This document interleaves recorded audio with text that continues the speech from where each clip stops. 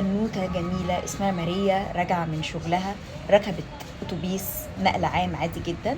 راح جه واحد لابس نظارة كده وراح بدأ يتحرش بيها، يلمسها، يلمس مناطق في جسمها، وبالمرة حاول يسرق الشنطة اللي فيها متعلقاتها الشخصية. فالبنت كانت جريئة ان هي قالت له انت بتعمل ايه، وبدأت تزعق وتعمل. راح الاخ المحترم مش ينزل يجري زي الفار، لا هو واضح ان هو متعود على كده وعارف رد فعل الناس اللي في العربيه كمان هيكون ايه.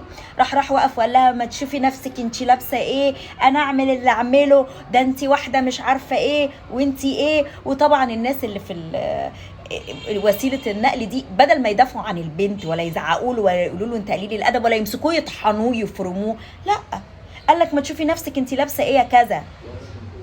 وحاجة منتهى قلة الأدب والسفالة. البنت دي المفروض إن لما حد يتعرض لها تتحامى في الركاب، بس اللي حصل العكس. فكرتني بالظبط بنفس الموقف ده حصل معايا. كنت في الكلية وركبت مشروع، بما اني اسكندرانية يعني ركبت مشروع وقعدت جنب الشباك. فجي حد قعد جنبي، ما بصيتش طبعا هو شاب ولا ايه، عشان طبعا انت لو بصيت، لو البنت بصت للي راكب جنبها اذا ان هي بتعاكسه او ان هي عايزاه يعاكسها. فانا طبعا بصه في الشباك كده ما ببصش. فلقيت حاجه بتلمس رجلي من تحت، حاجه عماله تلمس رجلي. فقلت ايه ده، تلاقي حاجه واقعه من الكرسي، حاجه جلد يعني مثلا الكفر او كده واقع. فقعدت احرك رجلي بعيده عشان يعني اتفادى الحاجه اللي بتلمس رجلي دي. فالحاجه دي فضلت يعني تتعقب رجلي، تمشي ورا رجلي. فقلت يمكن اللي جنبي مثلا معاه كيسه فيها حاجه سخنه فبتلمس رجلي او حاجه، انا مش محدده. انا نازله الكليه لابسه حاجه واسعه جدا لان احنا كليتي عمليه، نايمه مش شايفه، شايله شاسيه متر و70 ومسطره تي. الناس اللي في كليات عمليه هيكونوا فاهمين انا بقصد، اللي في فنون جميله وفي هندسه.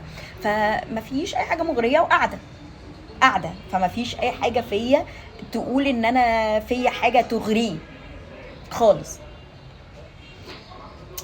المهم بدات احرك رجلي لحد ما حسيت لا ده ملمس رجلي او دي حاجه سخنه، دي مش كيسه.